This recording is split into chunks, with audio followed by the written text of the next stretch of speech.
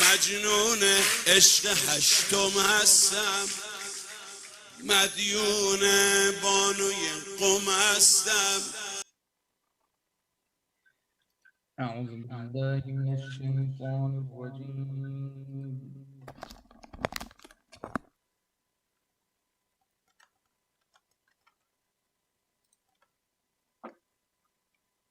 بسم الله الرحمن الرحيم. Assalamu alaikum, Hajj Kauther.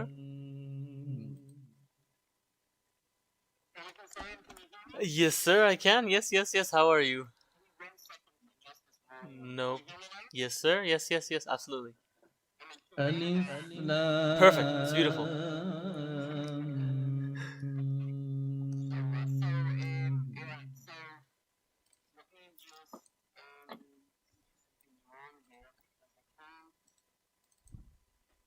الله لا I cannot see you.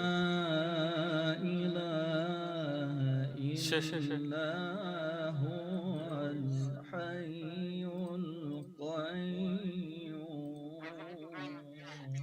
Alhamdulillah. Yes. Thank you so much for asking. Just trying to stay busy with work and a little bit of school and whatnot. But otherwise, amazing. How are you? How are the little ones? Not so little now? مصدقا لما بين يديه.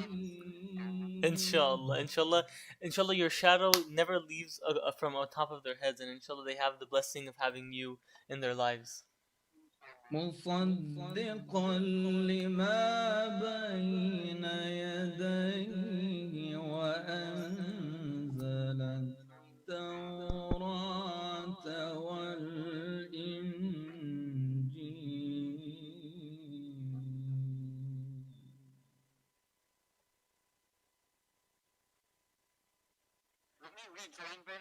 من قبل هدى للناس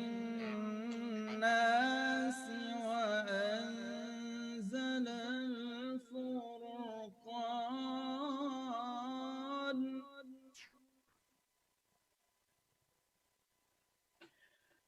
إن الذين كفروا بآيات الله لهم عذاب شديد.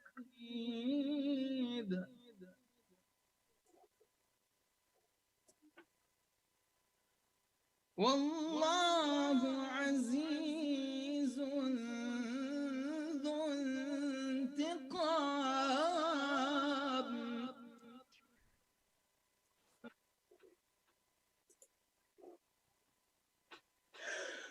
إن الله لا يخفى عليه شيء في الأرض ولا في السماء.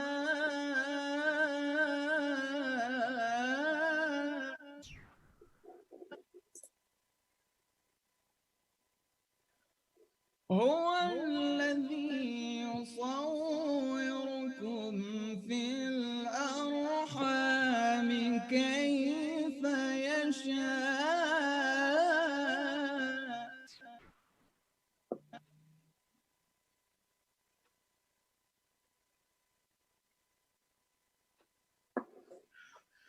هو الذي يصوركم في الأرحام كيف يشاء.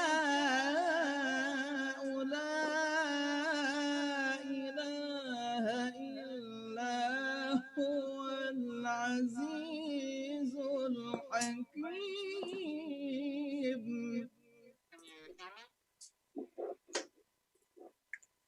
Yes, sir. هو الذي أنزل عليك الكتاب منه آيات محكمات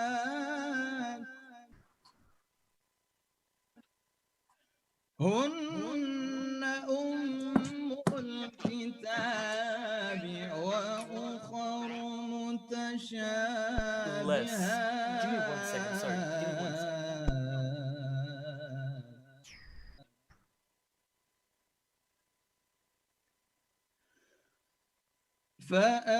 فأما الذين في قلوبهم زيغ فيتبعون ما تشابه منه ابتغاء الفتنة وابتغاء تأويله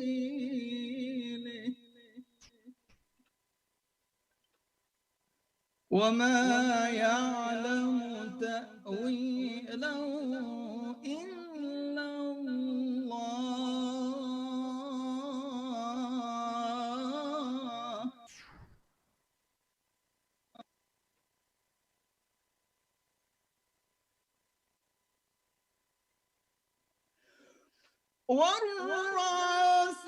والراسخون في العلم يقولون آمنا به كل من عند ربنا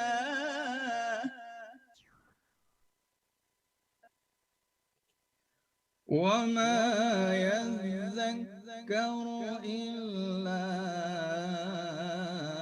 أولو الألباب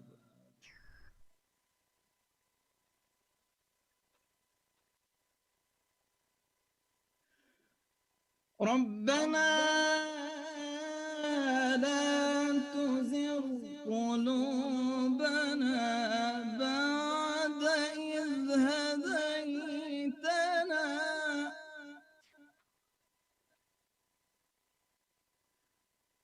ربنا لا تزغ قلوبنا بعد إذ هديتنا وهب لنا من لدنك رحمة إنك أنت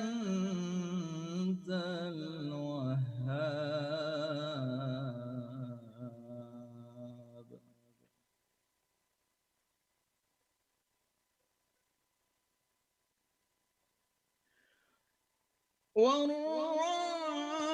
والراسخون في العلم يقولون آمنا به كل من عند ربنا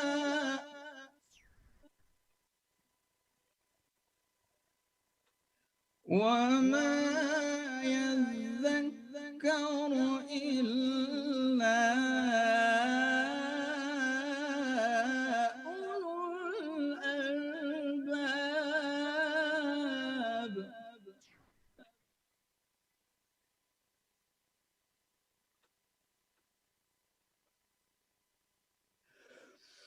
ربنا لا تزغ قلوبنا بعد إذ هديتنا وهب لنا من لدنك رحمة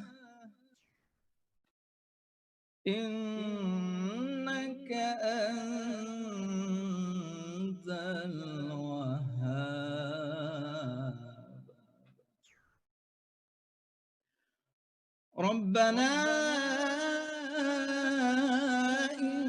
إنك جامع الناس ليوم لا ريب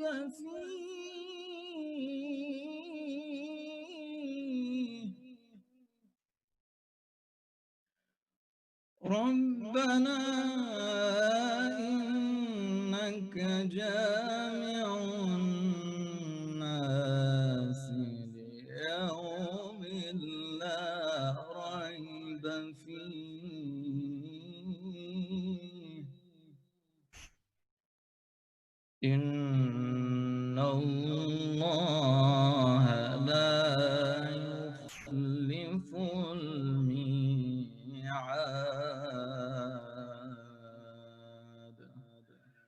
صدق الله العلي العظيم.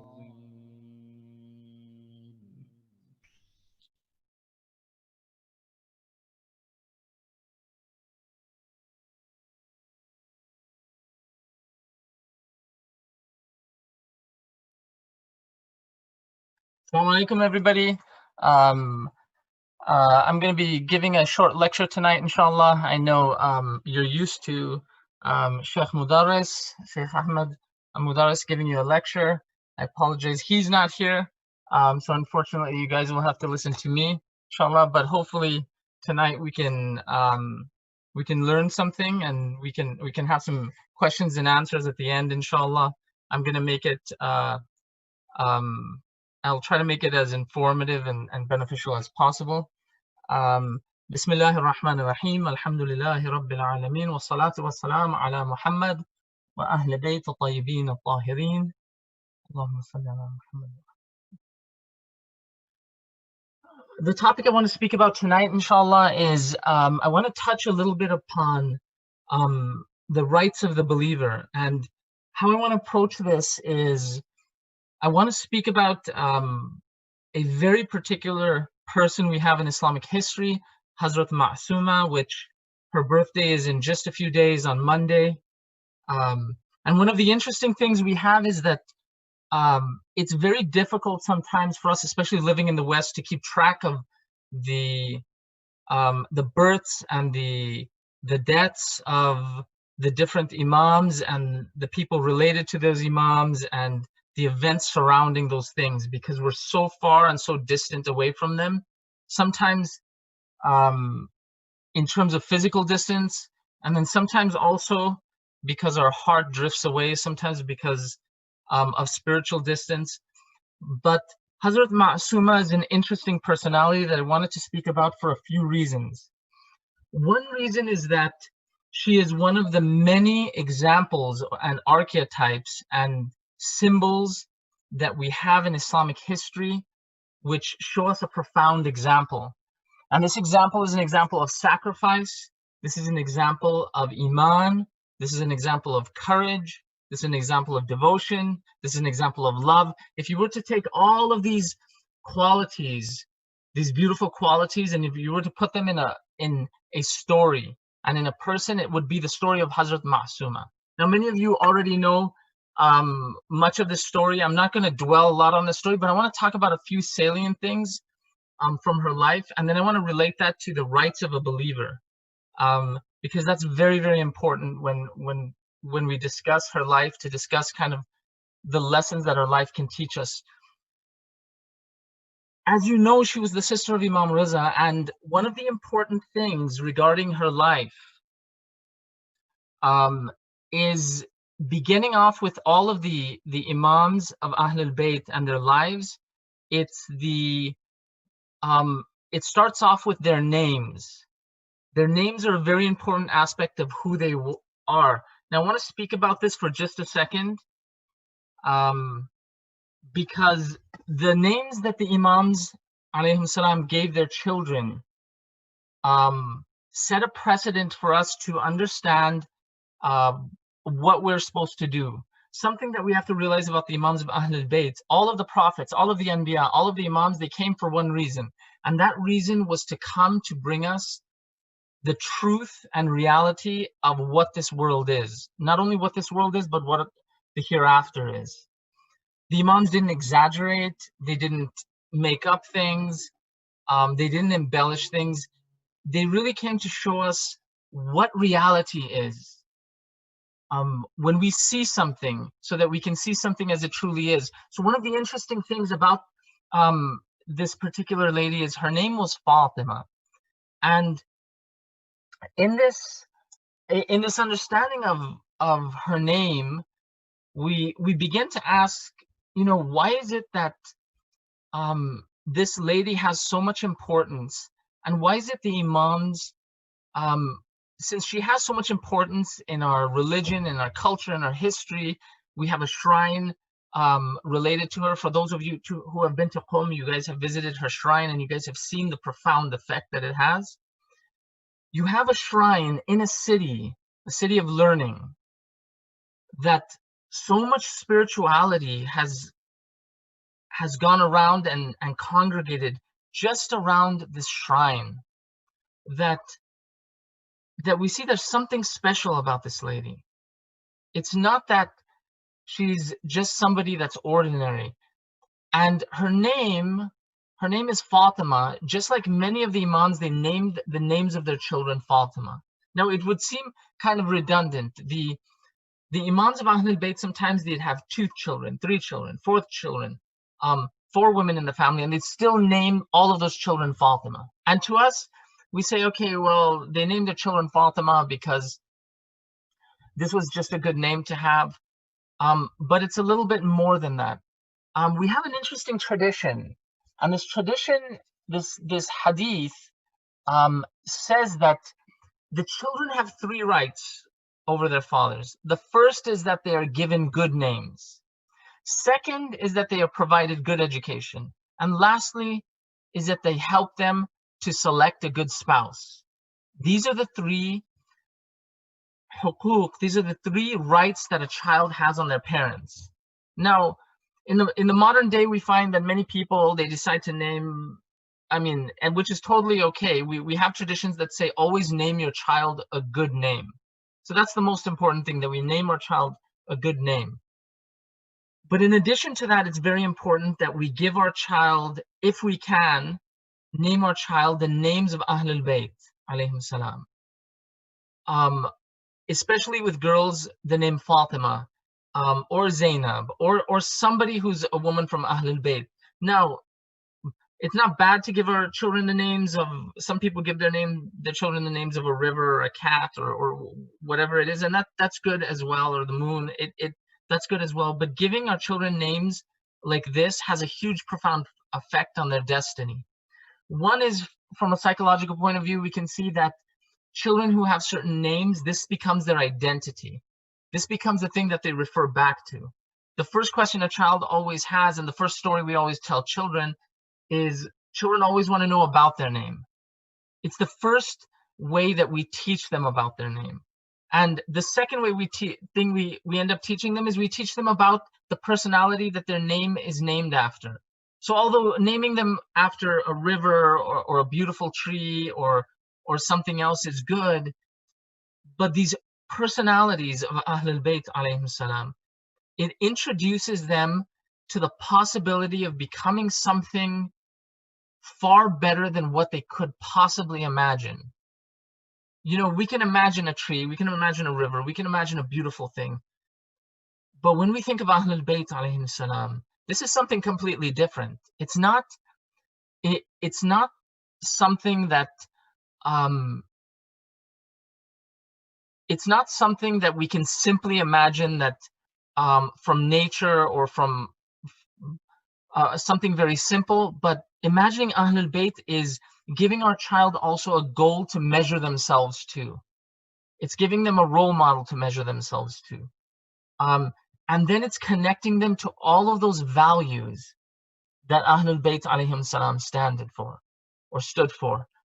So this name Fatima is very important. One of the traditions that we have regarding this name, we have a tradition by the Prophet sallallahu alaihi wasallam. He says, keep good names, because on the day of judgment, you will be called by these names only. It will be proclaimed on the day of judgment that so-and-so and son of so-and-so or daughter of so-and-so, rise and get associated with your nur. So-and-so, whoever you are, arise, and if there is no light, and go to the light that will guide you. So giving our children these names is not simply a matter of, okay, it's a good name to have, but this has a profound effect not only on them in this dunya, but it has a profound effect on them in the akhirah. So it's something that we're giving our children not only for this world, but we're giving our children for the hereafter as well. This is the reason why giving a child a good name is very important. When we introduce our children to this name of Fatima, We introduced them obviously to Fatima Zahra, and then we introduced them to Fatima Ma'suma. Now, we know it's very interesting that the burial place of Fatima Zahra is unknown, and we've been told in a tradition from Ahlul Bayt, from Imam Sadiq alayhi salam, we've been told in a tradition that Allah has destined for the grave of Fatima to be hidden till the Day of Judgment. He has destined this, and this is one of the reasons why her grave is hidden. But we notice something very interesting about Fatima Ma'suma. Fatima Ma'suma's grave is not hidden. In a matter of fact, her grave is a grave that, as I said before, that knowledge has congregated around and people have come to. And as you all know, she's buried in the city of Qom, and people have congregated into this in the city of Qom. Now we have a tradition even about the city of Qom, that a tradition from Imam Sadiq alayhi salam, and this is related to Akhir al-Zaman. There is a tradition related about the end of time, when humanity will come to the end of time, and it says that in the future a time will come when Kufa will be empty, because Kufa was where knowledge was. Kufa is right next to Najaf. There will be a time that will come when Kufa will be empty from believers, and knowledge will go out of Kufa in the same way that a snake goes out of its hole. So the Imam is narrating that at the end of time in Akhir Zaman, that this place close to Kufa, which is Najaf, knowledge may slowly leave that place, and that Qom will become the center of that knowledge of Ahlul Bayt, of the traditions of Ahlul Bayt. And from that place will appear knowledge of Islam to the world. It's a very interesting tradition. That place of Qom will become a place that will become wide known all around the world, and knowledge will spread all around the world from that place.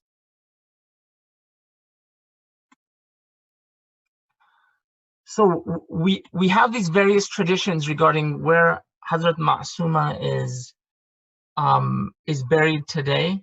Now, regarding the rites that we spoke about, it's very interesting. Hazrat Ma'suma, her position is at a very high position. Her position is at the level of Isma, and I'm not saying that her level of position is at the level of the Imams of Ahlul Bayt, but she had a level and position of purity that very few people have reached who are non-Ma'sum. We have a very interesting tradition from our Imams that Hazrat Ma'suma will be one of those people that will be able to intercede. A tradition from Imam Sadiq said that a lady from my children, whose name will be Fatima, daughter of Musa, will die in Qom, and on the Day of Judgment, this lady will intercede for all my Shia to enter heaven. Now, this tradition is really interesting because the Imams, we've been told in tradition, have said that there will be shuhada, and there will be various righteous people that will be able to intercede for us on the Day of Judgment. But we rarely see where the Imam will specify a very particular person. And we see that in this case, the Imam specifies Hazrat Ma'suma, that her legacy and her memory is not just about how pious she was, but it's about our relationship that we will have with her on the Day of Judgment as well. There is another tradition related by Imam Rida alayhi salam. He says, whoever visits her shrine while knowing, having ma'rifah, and being aware of her status, not just visiting it and leaving it, but actually having a connection to her status, the reward for this will be Jannah, or will be heaven. So we have this tradition telling us that this relationship with Fatima Ma'suma should not just be a relationship that it's about going and visiting her shrine. You know, we hear this many times. There will be people who say, "Oh, what's the point of going and visiting the imams?" And I've heard this from people many times. Many times I'll sit with people and I'll speak about doing ziyarat of the imams, and somebody will say, somebody very irreligious or secular will say to me, "Well, why do you visit the imams? What's the point? What do you get out of that, visiting the imams? What's the need to visit the imams?" People just go there and people visit them, and people don't have any knowledge of them, and it's just a ritual. While this is true, that many people may do this, and even that's not bad. Doing that ritual is very important for us to do. But the ultimate goal is to, when we go there, it's to have that ma'rifah of the imam, or it's to have that ma'rifah of the person we're doing ziyarat for. When we go to visit anybody, if we go to somebody's house, we sit with them, we eat dinner with them, we talk with them. One of the important things is sitting with them and having that sense of attention towards them. If we went to somebody's house for dinner and we were playing on our phone and we were talking to someone else and we were ignoring them, that person would regard that as probably insulting, or that person would regard that as a strange visit, that we came all this way to visit them and we didn't even care to not only pay attention to them, but to give them their rights. With the imams, it's the same thing. When we go there, something that's very important that we've been given the opportunity for is to make that connection with the imams of Ahlul Bayt, to have that sense of wilaya, that sense of connection to them. When we visit them, having ma'rifah, having an understanding, a deeper understanding of the imam, and making this connection with them will serve us. The purpose that it will serve us not only in this dunya, but it will serve us in the akhirah. Now I want to talk about one last thing regarding this, and I'll go to the rights of the believer. You know, there's so much talk in our communities today about things like mental health, and there's so much talk about what do we do? There's so many mental health problems in our community. There's so many issues in our community. One of the important things to remember is that the solace that we get from visiting the imams, the depth that we get, and the peace that we get from visiting the imams, that cannot be replaced by anything else. There's such a deep solace and such a deep comfort that we can get from the imams of Ahlul Bayt. And again, I'm not saying that if somebody just visits the imams of Ahlul Bayt, and they don't make that connection, that if they have mental health problems, everything will be okay. But what I am saying is that much of our spiritual health and our well-being is making that connection to something much higher than us. And the way we make that connection is through that chain that Allah subhanahu wa ta'ala has given us in this dunya. And this is why we see that people go to the shrine of the imams, and when they go, they get a sense of peace. People go with their problems, people go with their worries, people go with all of their things. And when they go there, they sit in front of the shrine of the imams. And you may talk to many people, and what you'll find out is that there is a certain peace in going there. That while all the chaos is around the world, that close to that shrine, everything stops. Just for a few moments. And if we have ma'rifah of the imam, that when we sit close to that shrine, that all of those worries and all of those difficulties can disappear, and a person can sit at the shrine of the Imam and they can supplicate to Allah subhanahu wa ta'ala. And they can do tawassul to the Imam and make that connection, that their heart can go into a state of calmness and peace. Now, in this time that we live in, we're living in a time that's very interesting. We're living in a time where it's very confusing for people. We see all these pandemics going on. We see the pandemics that are happening, and it's a time of uncertainty. It's a time where we see, when they came out with this COVID, the situation with COVID-19, we see that we got some information and then we got a lot of other information. They've got different information, and people are very confused. Leaders are very confused. Nobody knows what to do. There's different conspiracy theories. There's people who are saying it doesn't exist. There's people who are saying it does exist. And this is a worldwide event, something that the Imams of Ahlul Bayt have told us. In Akhir Zaman, you will see that some of these events that will happen will be worldwide events that everybody is seeing. Now you notice a second worldwide event happened. These events that have happened regarding these protests with this poor man who they had killed, simply because of his race, simply because he was black. Now you notice that it's not just an issue that happened in his city, but it expanded to his state, it expanded around the country, and then now it's expanding around the world. There are demonstrations in Australia, there are demonstrations in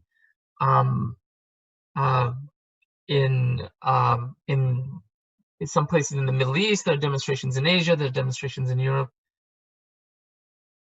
Now oppression is slowly being highlighted around the world, where we see that not only it's one event, but we see that the backlash to this is that we see that there are protests, and these protests are going on, and they're going on, and they're going on, and they're continuing to go on. And what happens is, when these worldwide events come about, it creates a bit of uncertainty in us as human beings. We begin to start to think, what's happening in the world? There's pandemics, and then they're saying they don't know how long this is gonna last, and then they're saying that there may be a mutation and there'll be another pandemic. And then on the other hand, we have oppression being highlighted, and we have all these riots taking place, and we have so much uncertainty there, and we have so much confusion there.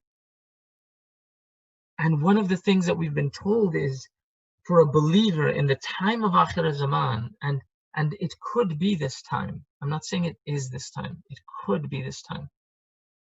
Maybe it's not this time. Or maybe if we don't fulfill our responsibility, that this time could pass us. We can be in a time where, if our generation doesn't do the thing that it's supposed to do, and doesn't attach ourselves to our responsibilities during the time of the ghaiba of the Imam, then our generation can just be passed by, and fate can take its course, and Allah subhanahu wa ta'ala will not send the Imam to us. So in this time that we see, where many things are being highlighted, we have traditions that speak about there will be disease during Akhir Zaman. There will be shortages of food during Akhir Zaman. There will be several shortages of food. There will be things that we need to do. Could this happen? It's possible. Could Allah delay this? It's possible. Could it not happen? Yes, it's possible. The important thing is that in this time, it's very important to be aware that worldwide people are becoming aware of what is happening to each other in every other part of the world. We are seeing that we know what happens in the Middle East. The Middle East knows what the oppression that's happening here. And everyone is being affected now by everything else that's happening in the world. in this time, the Imams of Ahlul Bayt alayhim salam have told us certain advices to do. Now, one of those advices were to be attached to their traditions, to be attached to their ahadith. Having this close connection, having this connection to them, knowing that they have this wilaya over us, they have this guardianship over us, and we have this connection to them in this time. The first thing that they've advised us to do is to know their traditions, know what their ahadith are. Another thing that they've advised us, very interestingly, in this time, in the time of Akhir Zaman, is for those people who are going to be Shia to the Imam, is to have a close relationship to the brothers and the sisters within the community who believe in the Imam. So that it's not just required that, okay, I believe in the Imam, I believe in Imam Zaman. Imam Zaman is there. I do ziyarat for the Imam, I do a nudba, I do a dua ahad, I do all of these supplications, and I stay in my home. But on the contrary, the Imam has given us very specific instructions. One of those instructions is that to fulfill the rights of a believer. And I'm just going to read a tradition regarding something the Imam has said. And it's narrated that the Imam says, a tradition of Imam Sadiq alayhi salam, he says, Ma abidallahu bishay'in, that Allah is not worshipped by anything better. Afdala min a'dai haqq al-mu'min, that Allah is not worshipped better than anything better than fulfilling the right of a believer. So the companion of the Imam comes to him and he asks Imam Sadiq alayhi salam, he says that, he says, Imam, he says, tell me the rights of a believer. So the Imam says this to him. He says that there are 70 rights of a believer. 70. He says, but I'll only tell you of 7, because I'm worried that you will not be able to bear it. Then the Imam explained these 7 rights of a believer. And he said that the first thing he says, and these are very, I'm saying these rights to you as something that I'm trying to be conscious of and mindful of myself. Because one of the most difficult things in spirituality is giving rights, giving the rights to people that they deserve. The first one that the Imam said is that do not be satiated when he or she is hungry. Very simple one, right? Don't be satiated. Don't be content. You don't be happy. Don't fill your stomach when that believer is hungry. Now, obviously, we know there's a lot of hungry people in the entire world, but at least the believers around us. This gives us an idea that we should begin to think of at least who are those people around us who need help. You know, one of the things that we saw during this epidemic is, and the Muslim community tried to do this as much as possible, is there were families, people who lost their jobs, people who were in turmoil, people who were in difficulty, and some of the masajid reached out, some people reached out to help them financially. Let's be conscious of this is not going away anytime soon. That these people still may need help, and they may need help for a while. So this tradition, do not be satiated when they are hungry, is very important. And this could be with anything. This could be with several things, that if somebody has something very specific in need and we have it, we should at least be conscious of the pain that that person is going through. It shouldn't be that people in the community come to us and they say, oh, I was going through this horrible thing for like 3 years and nobody called me. Sometimes that happens to us. And then we say, oh, I'm so sorry. I didn't call you. I didn't realize. The second thing that the Imam says is, he says, do not be clothed when he does not or she does not have clothes to wear. So, alhamdulillah, in Western countries, people generally have clothes to wear and they have the ability to buy clothes. This is not always the case in other countries. So it's important, just not on just a local level, a global level, to at least, even if we can't give, but to think and to have that sense of pain in our heart that there are believers that don't have the ability to wear clothes. The next one, he says, is be a guide for him and be a dress for him that he wears. What does that mean? Be a guide for him and a dress for him. The Imam's trying to tell us that when somebody is, as a friend, as a believing friend, one of the important things and the duties we have in Akhir Zaman and just in general is that when somebody is going to make a mistake, try to help them. Try to guide them to the right place. Sometimes there are people who are making a mistake and they make a mistake and then they come back and they tell their friend about it, and their friend said, oh, I knew you were making a mistake. And he's like, wait, why didn't you tell me?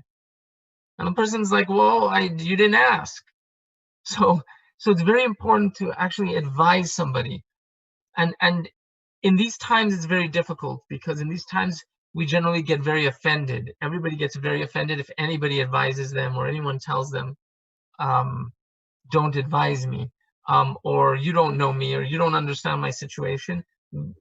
We're in a hypersensitive society, so even when someone has the best of intentions, we get very offended. So it's very important for us to realize also that if somebody comes to us and they try to guide us and give us advice in something, it's important not to get upset right away, even though our nafs, our self tells us, oh, get upset.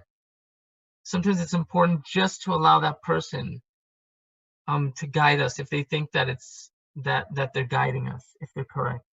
But then the Imam says something very beautiful. He says, be a libas, be a dress for him or her that he wears. What is a dress for him that he wears? People wear dresses, clothes for various reasons.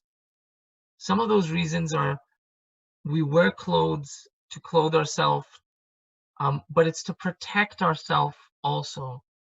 Sometimes it's to protect ourselves from defects. And so we wear clothes to cover up those defects. And in this beautiful saying, the Imam is telling us, be the cloth of your brother. Be the cloth of him or your sister. Cover their faults up. They may not know that people can see things. Don't go out there and say, oh, this person did all this, or don't go out there and allow all their deeds and all their things to be exposed in the public.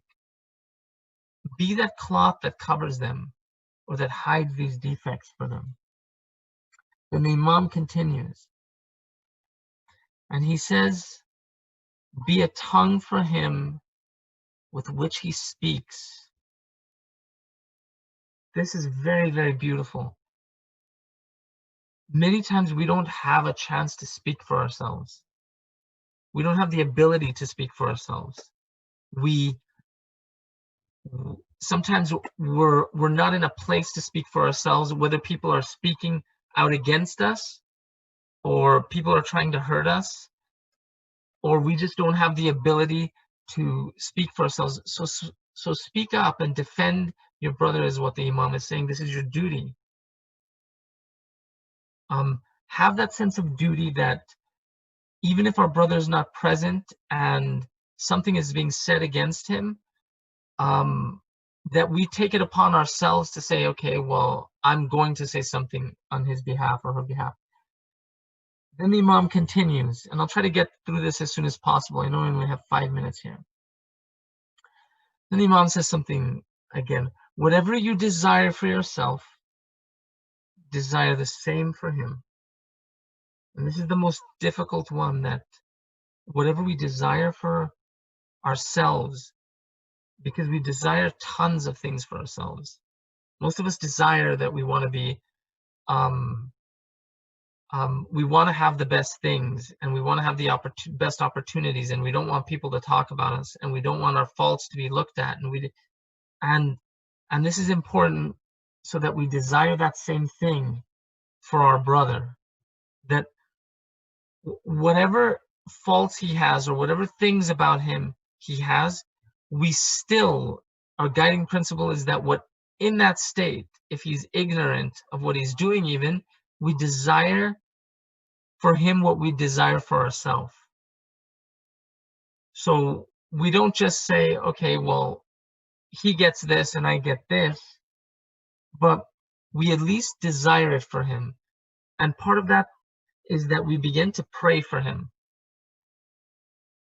Just imagine if we approached all of our social relations, even with the people that we dislike. There's many people that we dislike. If the way that we approached our relationship with that person, even though we don't like talking to them, we don't like spending time with them, but if we just prayed for them, and we asked Allah subhanahu wa ta'ala to guide them, and we asked Allah subhanahu wa ta'ala to help them, and we asked Allah subhanahu wa ta'ala to assist them in their good deeds, imagine how much that would transform us as well. And then the Imam continues, and he says that if you have a servant, send him to your brother in faith, so that he may sweep his floor and prepare his bed and make effort day and night to fulfill his needs. This is a very interesting hadith, that if you have something, if you have the ability, even if you can't do it, if you have the ability or a tool or something else that can help your brother, to the extent that you even help him clean his home, help him do his basic necessities, go ahead and do that. So it's not just, oh, okay, well, he doesn't really need my help. Oh, he can figure it out. Oh, he can take care of it. If we have somebody that asks us for something, it's so very important that whatever we have at our disposal, we begin to think, would our brother or sister in Islam need this? I'd be willing to give this to them if they need it, and I can send this to them. And then the Imam ends off, he says, if you are like this, then you have joined in our wilaya. Then you have wilaya for us. With this wilaya, with our wilaya, and this wilaya with Allah subhanahu wa ta'ala, he says, with this wilaya, our mastership, our wilaya, and our mastership, the Imam's wilaya with Allah subhanahu wa ta'ala, you will gain wilaya with Allah subhanahu wa ta'ala. Allah will have then wilaya and this closeness with you. So the way that we connect directly to the Imam of the age, people always ask this question. People ask the question, well, how do I see the 12th Imam? How do I connect with the 12th Imam? One of the ways that we connect with the Imam immediately is that we connect with those believers that believe in the Imam, like forming a chain that links to the Imam himself. So there are many other traditions regarding this concept of wilaya and how we connect directly to the Imam. I'm going to give you one more tradition before I end this that's very important as we talk about connecting to Ahl al-Bayt, as we talk about connecting to Hazrat Fatima Ma'suma, something very practical we can implement. And this tradition is narrated by Imam Sadiq alayhi salam again. He says that, he says, when a believer approaches another believer, when a believer asks from another believer, for the removal of his difficulty, for the removal of his hardship, he says, this even asking that believer is a mercy that Allah subhanahu wa ta'ala has given to that other believer. Sometimes we always ask the question, how does Allah subhanahu wa ta'ala give us mercy? He gives us mercy through His rizq, through giving us food, through sustenance, through a number of ways, through sending of the Imam, through an enormous amount of ways. Allah subhanahu wa ta'ala is always sending mercy towards us.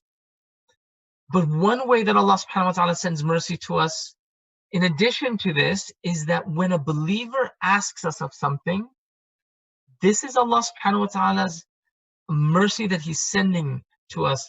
Because if we are able and we're capable to fulfill the right of that believer, the reward that we'll get from that opportunity, that Allah subhanahu wa ta'ala, it's actually a mercy coming to us, that if we can fulfill that, even if we have the intention to fulfill that, we'll get rewarded. If a believer doesn't ask us for help, if a believer doesn't, there's nobody that asks us for help, there's nobody that cares to ask us for help, then this could mean that Allah subhanahu wa ta'ala is not sending that type of mercy to us. This is actually a great barakah that we have when Allah subhanahu wa ta'ala sends people to us to ask us for help. The Imam continues and he says this. He says that this is a mercy from Allah subhanahu wa ta'ala's side. He says, which He has given towards His servant, towards His abd.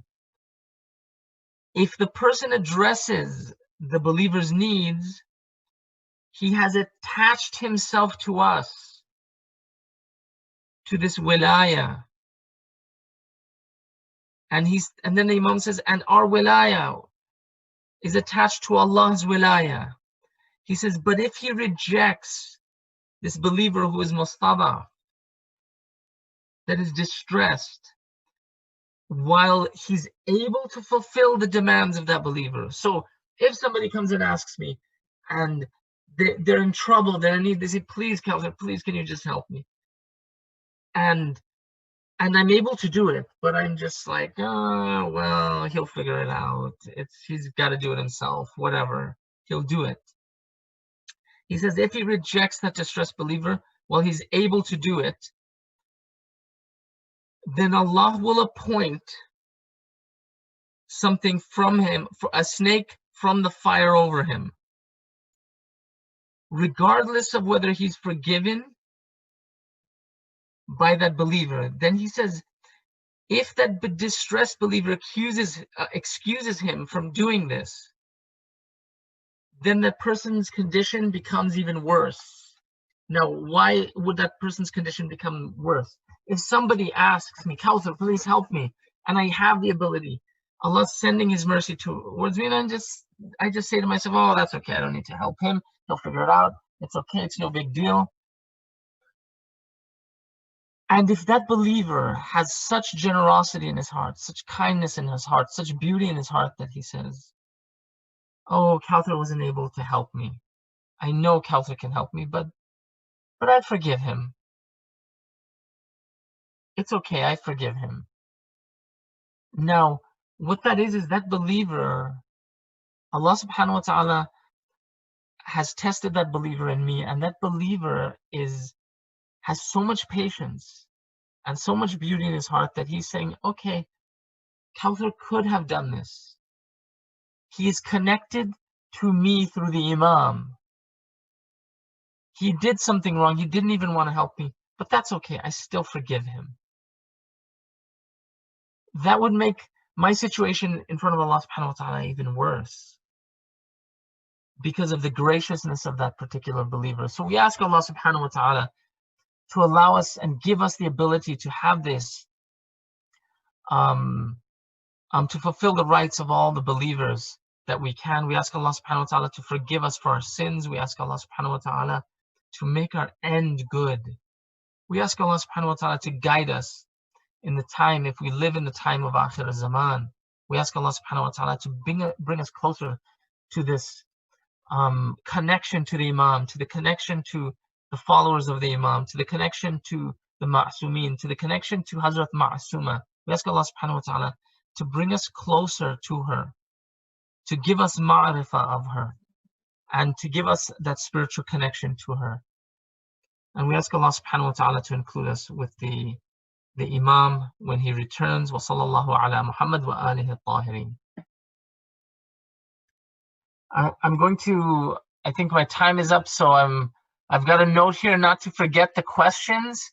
I have not forgot the questions. I'm going to, if you can give me just a minute here, I'll read off these questions. If not, I can see if I can read these off and answer them, inshallah. Give me just a moment here.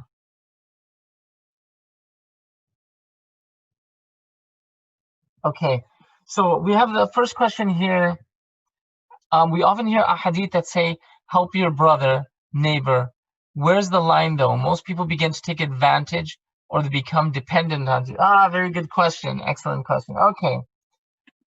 So this is a very difficult one, right? Because we have, there are people that,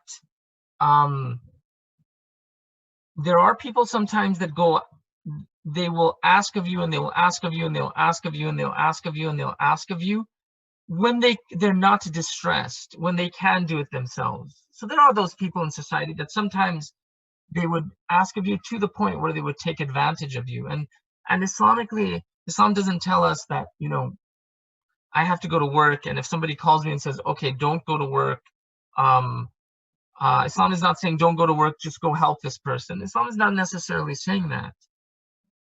That although believers have rights, I have a right to, my wife has rights, my children have rights, my teacher has rights. There's all these other people in society and things in society that have rights, and it's important that we know those rights as well, and we're able to fulfill those rights. It's not that if somebody just keeps asking us, we say, okay, well, I'm just not going to go home and I'm not going to go to work because I'm just going to help you, or I'm not going to help my family because I'm going to help you. And this is something also condemned in traditions. It's important to know, you know, the rights of all of the people around us in society, and give those rights, give people their rights, their dues. So yes, if there's a particular situation where we have somebody trying to take advantage and we know they're not distressed, then we have to assess that situation correctly. And we have to see if this is infringing again on our own rights and infringing on our family's rights or other rights and other responsibilities that we have. So it's not always that no matter what somebody asks us, we do, but it is that this is such an important duty that we have to be very, very mindful of it, and just make sure that we know that we're paying attention to the rights of the believers. Okay, there's another question at the end of times. What is the best way to preserve your religion?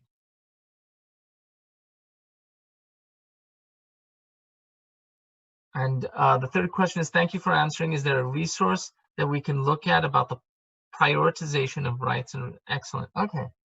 So for the first question, at the end of times, what is the best way to preserve your religion? So this is an interesting question. We have several traditions about, or certain traditions about, at the end of time in Akhir Zaman, it will be more difficult to hold on to your iman than it is to hold on to something with thorns. We have another tradition that it's going to be more difficult to hold on to your iman than it is to hold on to coal. So this challenge is real. Sometimes if we are in that time, if Allah has blessed us to be in the time of Akhir Zaman, it's not that we will be blessed because we would be close to the Imam arriving, but it's not that we wouldn't have challenges. It's not that that wouldn't be easy. And so the traditions tell us this, that it's difficult, and many times we'll see that in times in our life, and we don't know if it is Akhir Zaman, but we'll see that in general, living in a secular society, or a society sometimes that doesn't value religion, we'll see that it's sometimes not only very difficult for us to hold on to our Iman, we see in society that it's very difficult for other people to hold on to their Iman. We see people who were religious and all of a sudden give up religion, or forsake religion. There's a tradition that in Akhir Zaman that you will see that people are Muslim in the morning, and they are mu'min in the morning, and they become kafir in the evening. Meaning that this transition that we'll see sometimes of Iman to Kufr will be quick. It will be shocking, right? When we see people a certain way in the morning and a certain way suddenly in the evening, it's almost like we see a person just change immediately. It kind of shocks us. And we begin to ask, well, why did that person do that? How did they change? We even sometimes talk to our friends about it. We'll say, oh, did you know that person? Is everything okay with that person? There's suddenly something going on with them.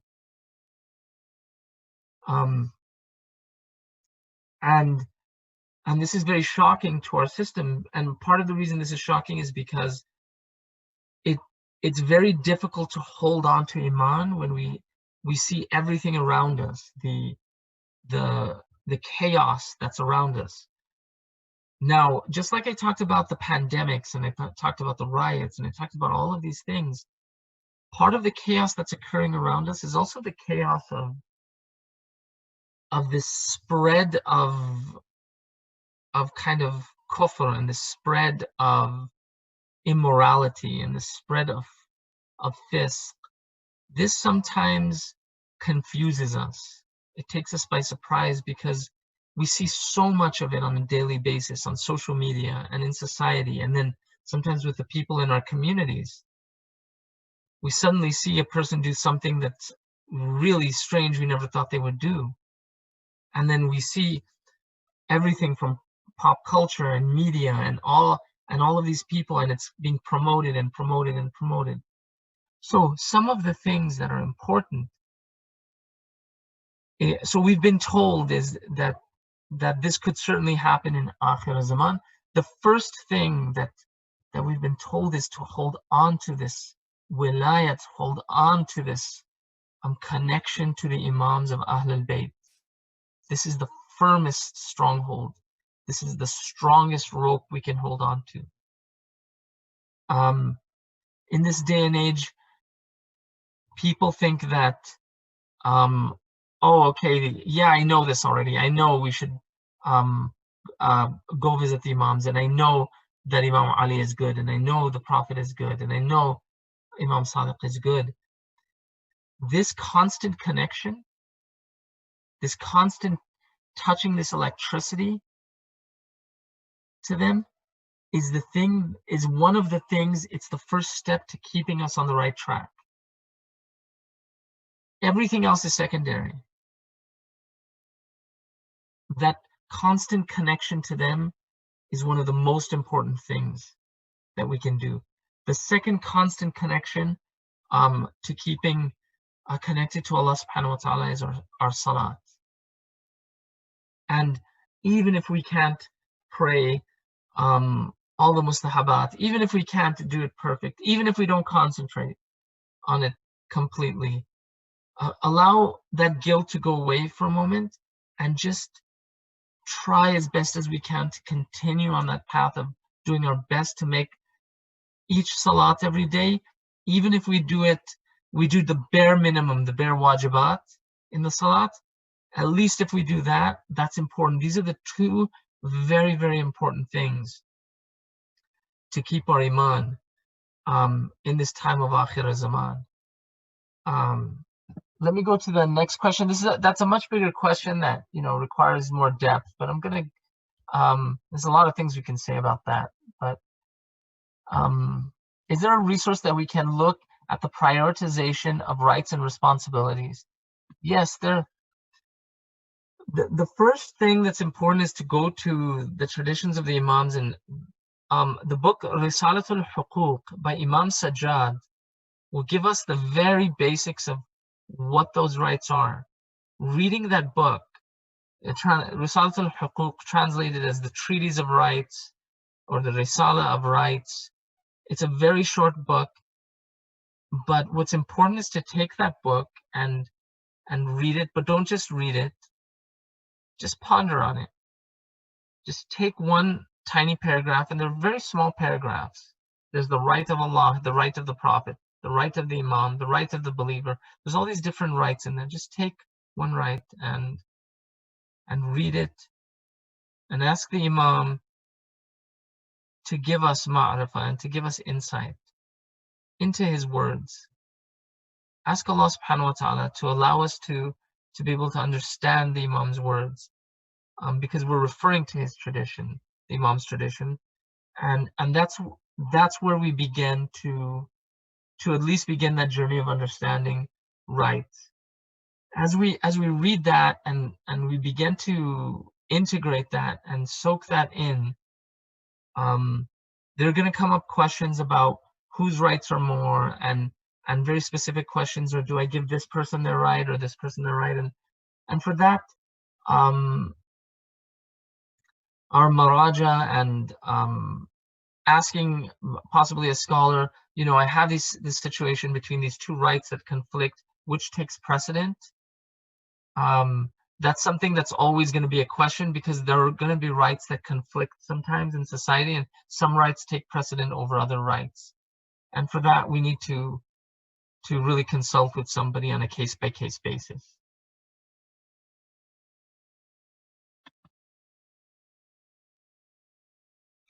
Somebody just wrote something. With all that's going on, it sometimes feels like you are lonely and the world is too small. We can't visit the Imam's shrines. How can we remedy this feeling? So I'm going to give you a tradition narrated by one of our Imams. It's a beautiful tradition that I always remember. And I remember this tradition sometimes when I feel distant from the Imam. This tradition, it's an important tradition. It's just a tradition I typically use. It's not, there's no recommendation or anything from our ulama, but it's a tradition that it helps me remember the Imam. And that there was a time somebody came to one of our Imams, and he told the Imam, I have doubts about you.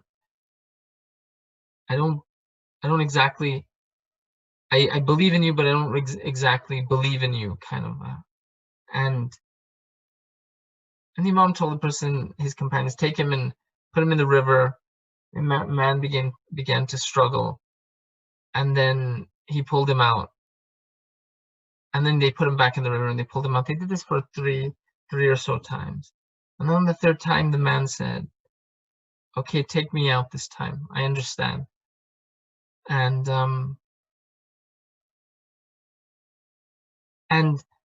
now why the river and what was the reason, we don't know, and that's not really important. But whatever trance that the man was in, and whatever thinking he was in, wrong thinking he was in, the Imam told his companions to do this to the man, so the man could begin to understand and think differently. But the man comes out and he says, the Imam asks him, he says, what is it you understand? And the man says, I understood now. This thing was broken. This understanding that I had was broken. And it was Imam Jawad, and the Imam says, so what do you understand? He said, now I see. He said, I see that I looked up in the sky and I saw Imam Jawad. I looked around me, I saw Imam Jawad. I looked all around me, I saw Imam Jawad. I realized that you're everywhere. And then the Imam told him, now you've understood. And something that we have to realize in the ghaibat of the Imam, it's that the Imam has a connection to us, an unimaginable connection and a deep connection to us that we don't realize. He's aware of what we do. He is desirous to return. And it's not that the Imam has left us. It's that the Imam is actually very deeply connected to all the pain and suffering that the world is going through, and our individual pain as well, if we believe in him. So he knows this. And the Imam prays for us. And the Imam loves the believer. And having the solace that although we cannot see the Imam, understanding that the Imam is everywhere. It doesn't matter if we're in America or we're in Asia or we're in Europe or in the Middle East or wherever we are. If our heart makes that connection to the Imam, maybe, just maybe, we would be like that companion. And maybe we would see the Imam, or we would feel his presence everywhere.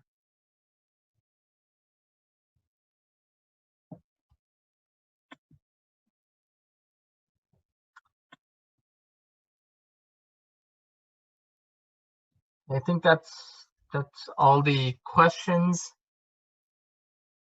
for today. I don't see any more questions.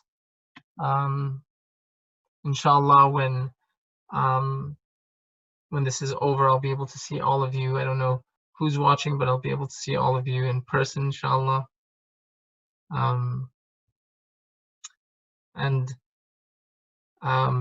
hope that we can all connect, inshallah. One day, inshallah, we will all connect, inshallah, at the shrine of the Imam. Wa sallallahu ala Muhammad wa alihi al-tahirin.